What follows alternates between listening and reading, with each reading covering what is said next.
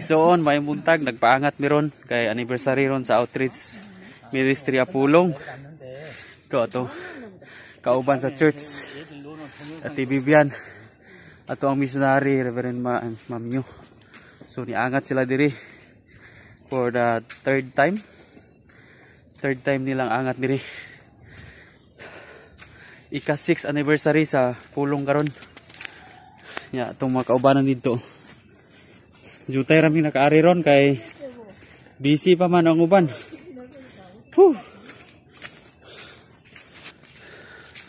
Kutas-kutas jud kay naami mga dala.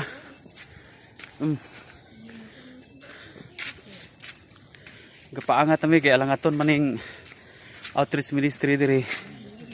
Angaton kayo. Ikaunom katuig nga anibersaryo. Padayon bisan og lisod og angaton. Padayon sa buluhaton. Di na mga kakahuyan ni mga agianan diri oh. Mostly gyud mga lube, saging. Oh, tanawa oh palibot. Adto na mahuway ba nga to ang missionary.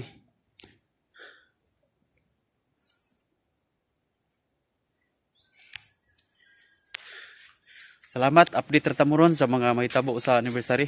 God bless.